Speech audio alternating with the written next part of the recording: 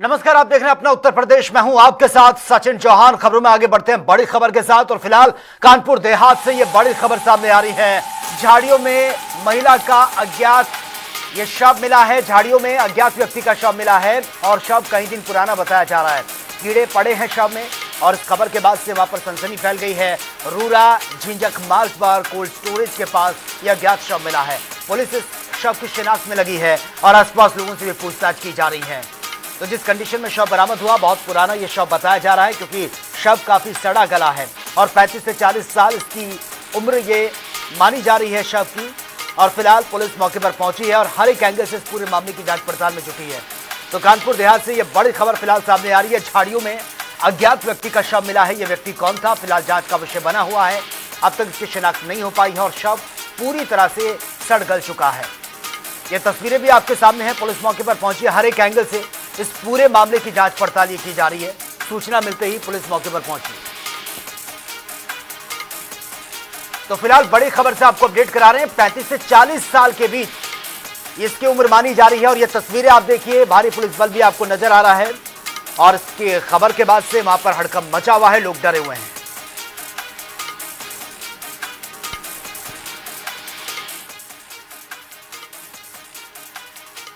संगम नगरी Prayagraj north take symposium 2026 तकनीक, सेना और उद्योग के संगम का एक बहुत बड़ा मंच बना है, जहां पर रक्षा त्रिवेणी संगम थीम पर आधारित इस कार्यक्रम में सेना, स्टार्टअप और वैज्ञानिक मिलकर नई रक्षा तकनीकों पर काम कर रहे हैं। वहीं आज नॉर्थ टेक सिंपोजियम के समापन समारोह पर मुख्यमंत्री योगी आदित्यनाथ ने शिरकत की है। इस दौरान सीएम योगी ने कहा कि उत्तर प्रदेश में जीरो टॉलरेंस की नीति लागू करने के बाद प्रदेश में निवेश और निवेशक दोनों बढ़े हैं।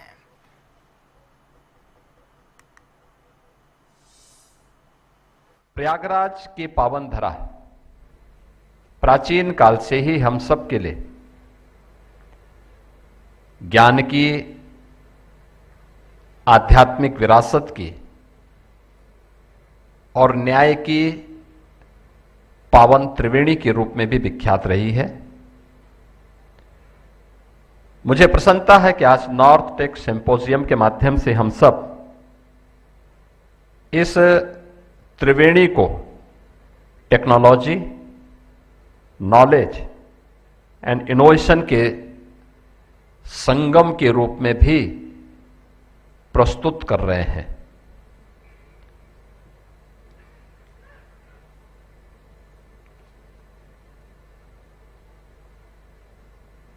हमारे यहां हम सब इस बात को मानते रहे हैं और ये भारतीय मान्यता भी रही है और हमारी भारतीय संस्कृति ने सदैव इस बात को अंगीकार भी किया कि अयम निज परोवेति गणना लघु चेतसाम उदार चरितानाम तो वसुधैव कुटुंबकम। ये केवल एक श्लोक नहीं है, संपूर्ण वसुधा को एक परिवार के रूप में अपने साथ जोड़ने और उसके प्रति ये उदार भाव, ये भारतीय संस्कृति का सदैव से एक प्रेरणा रही है। लेकिन उदारता हमारा संस्कार है, करुणा हमारा स्वभाव, परंतु हमें यह ध्यान रखना होगा कि जो सुरक्षित है वही समृद्ध भी। उदारता की रक्षा के लिए उतनी ही शक्ति भी चाहिए, उतनी ही सामर्थ्य भी चाहिए। और राष्ट्रकवि दिनकर ने इसीलिए बातें कही थी कि क्षमा सोवते उस भुजंग को जिसके पास गरल हो, उसे क्या जो दंतहीन विषहीन विनीत सरल हो। याद रखना, जिसके पास शक्ति होगी, सामर्थ्य होगी, वही अपनी संवेदना भी दे पाएगा और वही संस्कार भी दे पाएगा। अर्थात शांति और क्षमा की भाषा केवल वही सार्थक बोल सकता है जिसके पास उतने सामर्थ्य हो। आज हम अपनी सामरिक और आंतरिक शक्ति को इसलिए नहीं बढ़ा रहे हैं कि हमें किसी पर आक्रमण करना, अपितु इसलिए कि हमारी उदारता को कोई हमारी व्यवस्था न समझने की भूल करे। राष्ट्र की समृद्धि के लिए यह सामर्थ्य हमेशा अनिवार्य है। समृद्धि केवल संसाधनों से नहीं आती, इसके लिए सुरक्षा, स्थिरता और सामर्थ्य का मजबूत आधार उतना ही आवश्यक भी होता है। और वहीं सपा अध्यक्ष अखिलेश यादव ने यूपी विधानसभा चुनाव से पहले बड़ा कदम उठाया है। सपा ने आईपैक से नाता तोड़ लिया और आईपैक से संबंध तोड़ने को लेकर अखिलेश यादव ने फंड की कमी का हवाला दे दिया। उन्होंने कहा कि आईपैक के साथ हमारा संबंध था, कुछ महीने उन्होंने हमारे साथ काम किया है, लेकिन उसके बाद हम काम नहीं कर पा रहे हैं क्योंकि हमारे पास इतना फंड नहीं है।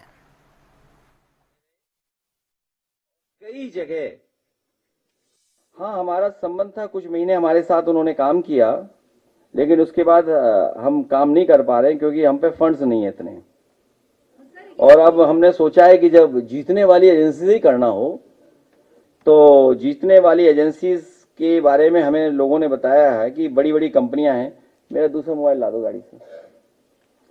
तो किसी ने मुझे जानकारी दी है कि कहाँ आप इन कंपनियों के काम करवा रहे हो, तो उन्होंने कुछ सजेस्ट किया है कि सर्वे करवाइए सी वोटर से आप। फिर एक एबीएम कंपनी है कोई, उसको रखिए साथ, उससे आप बातचीत करिए। फिर आपको अगर सोशल मीडिया और किसी के खिलाफ निगेटिव नकारात्मक प्रचार करना है तो कोई 360 डिग्री करके कोई कंपनी है, उससे आप जुड़िए, मिलिए, उसको फंडिंग करिए आप। अभी एक दो कंपनी और है, वो नाम अभी एक मोबाइल आ रहा भी देखें, आ रहा भी अभी, जस्ट हैंग ऑन फॉर सब है।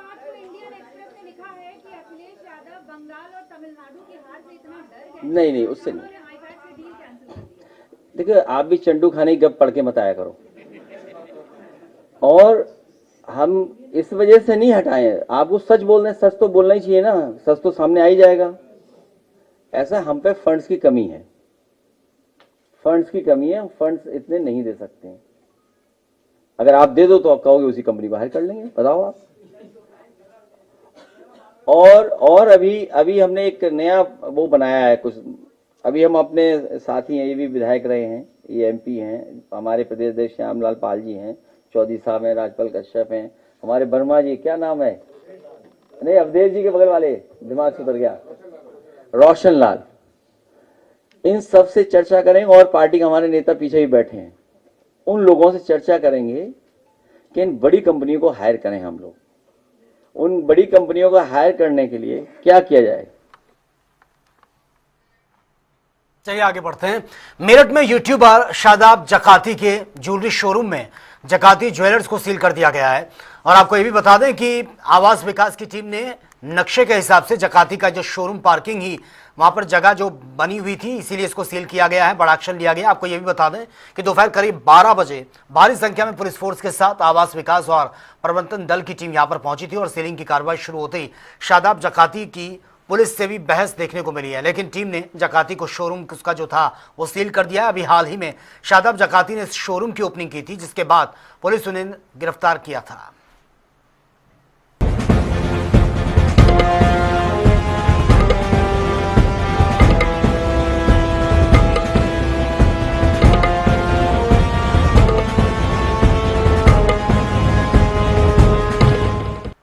चलिए आगे बढ़ते हैं। आजमगढ़ शहर के सिविल लाइंस स्थित पुरानी जेल परिसर का शासन के निर्देश पर डीआईजी हेडक्वार्टर के नेतृत्व में 5 सदस्यीय टीम ने निरीक्षण किया और यह निरीक्षण सुप्रीम कोर्ट के निर्देश के अनुपालन में प्रस्तावित ओपन जेल की स्थापना की संभावनाओं को ध्यान में रखते हुए किया गया है। वहीं निरीक्षण के दौरान टीम ने परिसर की वर्तमान स्थिति, उपलब्ध भूमि और जर्जर भवनों की दिशा और संभावित बुनियादी सुविधाओं का गहनता से आकलन किया है और साथ ही यह भी देखा कि ओपन जेल के मानकों के अनुरूप यहां पर किन किन संसाधनों की आवश्यकता होगी और कितनी क्षमता विकसित की जा सकती है।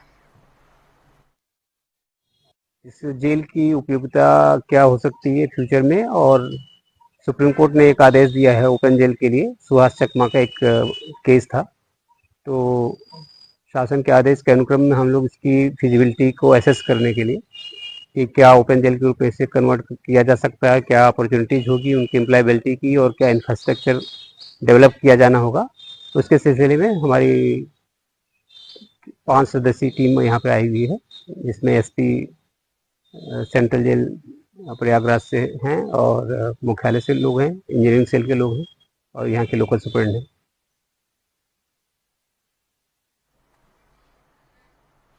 और वहीं सहारनपुर में आईटीसी रोड पर सड़क चौड़ीकरण को लेकर हुई बुलडोजर कार्रवाई अब सियासी मुद्दा ये बनता जा रहा है। नगीना से सांसद चंद्रशेखर आजाद आज सहारनपुर पहुंचे हैं, जहां पर उन्होंने प्रभावित इलाकों का दौरा किया। सांसद ने मौके पर पहुंचकर लोगों से बातचीत की, उनकी समस्याओं को सुना। साथ ही 7 मई को सहारनपुर में विशाल प्रदर्शन का भी ऐलान कर दिया है और कहा कि दलितों और गरीबों के घरों पर अन्यायपूर्ण तरीके से बुलडोजर नहीं चलने दिया जाएगा और उसका विरोध सड़क से लेकर सदन तक भी होगा। परसों हम जितनी हमारे में क्षमता होगी इन गरीब लोगों की लड़ाई लड़ने के लिए वहां रहेंगे, ठीक है।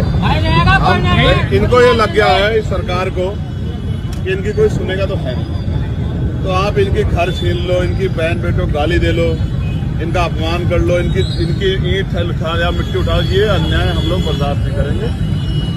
परसों हम बताएंगे कि जिला सहारनपुर है। इसने पहले भी लड़ाइयाँ लड़ी है ना सहारनपुर ने। परसों बताएंगे हम इस सरकार को, इन अधिकारियों को जो जुल्म कर रहे हैं। हमारे लोग जमीन छीन, मैं कह रहा हूँ, आज कह रहा हूँ, तोड़ो उसको, तोड़ो जिसने 15 फीट जमीन दबा रखी। इनकी तो जबरदस्ती छीन रहे, जिन्होंने दबा रखी वो 15 फीट तोड़ो। तब कानपुर देहात के गजनेर थाना इलाके में मामूली विवाद ने एक दर्दनाक हादसे का रूप ले लिया है, जिसने पूरे इलाके में हड़कंप मचा दिया। दरअसल सालों से टैंकर चला रहे अर्जुन की मुनीम के साथ कासुनी हुई और विवाद ने हिंसक रूप ले लिया। आरोप है कि मुनीम ने गुस्से में अर्जुन को टैंकर से कुचलने की धमकी दी है, जिसके बाद टैंकर चालक ने वाहन आगे बढ़ा दिया और अर्जुन उसकी चपेट में आ गया है। और इस घटना से आक्रोशित परिजन और सहयोगी चालक और स्थानीय लोगों ने जमकर प्रदर्शन किया और प्रबंधन पर लापरवाही का आरोप लगाते हुए सख्त कार्रवाई की मांग उठाई है।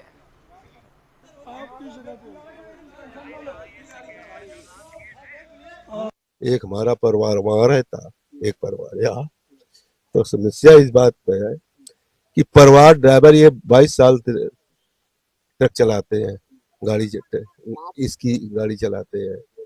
हाँ, तो अब यहाँ रहते थे। अब यहाँ पर लड़ाई हुई आपस में। लड़ाई के दरम्यान में वो जो मुनीम है, वो क्या नाम उसका है, सतीश यादव, उसी के कहने पर गाड़ी अगला टायर चला कि एक ड्राइवर के ऊपर एक मुनीम और ड्राइवर के द्वारा, और इसमें मोटर मालिक का भी हाथ है, एक ट्रक चढ़वा दिया जाता है, जिसमें उसकी तत्काल प्रभाव से मौत हो जाती है। आज उसकी मिट्टी अभी चील घर से आ रही, परिजन यहाँ पे इकट्ठा है और ड्राइवरों को यहाँ पे न्याय चाहिए कि ड्राइवरों के साथ ऐसी बर्बरता ये जो HPCL के अंदर हो रही है, ये बहुत ही दुर्भाग्यपूर्ण है कि किसी ड्राइवर को मार दिया जाए डायरेक्ट ट्रक के नीचे घुसेड़ के, और वो भी दिन में।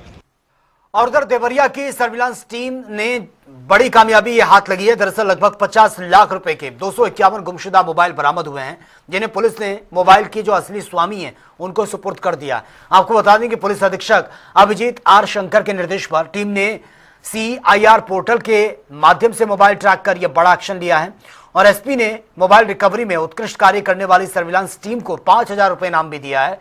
वहीं साथ ही आम जनता से सतर्क रहने की अपील भी की है। दिनांक 6/5/2026 को जनपद देवरिया पुलिस का सर्वेलेंस टीम द्वारा जो CIR पोर्टल के खोया गया मोबाइल से उसको बरामद किया गया है। आज के दिनांक पे हम लोग द्वारा 251 मोबाइल, अलग अलग तरीके के 251 मोबाइल रिकवर किया गया है, जिसमें से सबको कुल मिला के लगभग 50 लाख के आसपास का मोबाइल है वो आज उनका ओनर्स को हम लोग वापस किया जा रहा है। इस 251 मोबाइल्स में अलग अलग तरीके का है, जैसे कोई ट्रैवल कर रहे हैं उनका जेब से गिर गया या किसी जगह पे किसी के द्वारा लिया गया। इन सब मोबाइल्स को हमने बरामद किया गया है और अलग अलग क्षेत्रों से, अलग अलग डिस्ट्रिक्ट से हम लोग ये बरामद किया गया है। CEIR पोर्टल करके एक अच्छा सुविधा हम लोगों को उपलब्ध है, उसी का माध्यम से और CDR और लोकेशन के माध्यम से हम लोग ये रिकवरी किया गया है। तो चलिए बात होगी तमाम खबरों की ताबड़तोड़ अंदाज में। एटा में संदिग्ध हालत में महिला की मौत, मायके पक्ष ने ससुराल पर प्रताड़ना के आरोप लगा दिए। पोस्टमार्टम रिपोर्ट का इंतजार है। आजमगढ़ में मुख्यमंत्री सामूहिक विवाह योजना की रफ्तार, 1600 जोड़ों का लक्ष्य, 4 चरणों में होगा विवाह। अलीगढ़ में जेवर टोल के खिलाफ किसानों का प्रदर्शन, टोल फ्री की मांग, भारी पुलिस बल भी तैनात। अलीगढ़ में एएमयू कर्मचारी से करोड़ों की ठगी का खुलासा, 300-400 लोग बने शिकार, मुख्य आरोपी फरार। कानपुर देहात में झाड़ियों में मिला अज्ञात व्यक्ति का शव, करीब 1 हफ्ते पुराना बताया जा रहा है, पहचान में जुटी है पुलिस। फर्रुखाबाद में हरियाणा हादसे में शहीद दरोगा सत्यपाल सिंह का पार्थिव शरीर घर पहुंचा है, परिवार में कोहराम मच गया। हापुड़ में बिजली विभाग के कर्मचारी का रिश्वत देते हुए वीडियो सोशल मीडिया पर वायरल, 4000 रुपए लेने का आरोप है, कार्रवाई पर उठ रहे हैं सवाल। फतेहपुर में प्रेमी की शादी से मुकरने पर महिला ने जहर पीकर आत्महत्या का प्रयास किया, हालत स्थिर है, आरोपी युवक गिरफ्तार। नोएडा में डबल अटैक केस का खुलासा, पति पत्नी गिरफ्तार, हॉकी बरामद, आपसी विवाद में 2 लोगों पर किया था हमला, जांच कर रही थी पुलिस। नोएडा में चिल्ला एलिवेटेड रोड का विधायक पंकज सिंह ने किया निरीक्षण, 5 किलोमीटर लंबे प्रोजेक्ट से जल्द जाम से राहत मिलने की उम्मीद। बरेली के सिरोनी में 15 मिनट में 2 बड़े हादसे, सांड से टकराने और बाइक भिड़ंत में दंपत्ति समेत 3 लोग गंभीर रूप से घायल, अस्पताल में इलाज। फतेहपुर में कलेक्ट्रेट परिसर में धरने पर बैठे दिव्यांग युवक की बाइक चोरी, हड़कंप मच गया, पुलिस जांच कर रही है। मैनपुरी में शादी से लौटते समय हादसा हो गया है, खड़ी डीसीएम से टकरा गई बाइक, भाई बहन की मौत की खबर है, मासूम गंभीर रूप से घायल। अंबेडकर नगर में SC/ST मुकदमे, आरोपी ने कोतवाली पहुंचकर जहरीला पदार्थ खाया, अस्पताल में भर्ती है, हालत में सुधार।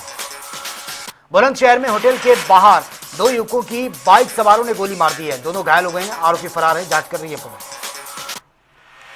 रामपुर में पुलिस का बड़ा एक्शन, शाहबाद थाना क्षेत्र में चोरी करने वाले गैंग के 4 साथी गिरफ्तार, भारी मात्रा में चोरी का सामान बरामद, 1 आरोपी फरार है। अलीगढ़ में संदिग्ध हालत में नवविवाहिता की मौत, परिजनों ने पति पर हत्या के आरोप लगा दिए हैं, पुलिस ने पति को हिरासत में लिया, जांच शुरू कर दी। ग्रेटर नोएडा में युवक की गोली मारकर हत्या, शादी से लौटते वक्त बदमाशों ने घात लगाकर वारदात को अंजाम दिया है। सूरजपुर क्षेत्र में विवाद के बाद आरोपी फरार है।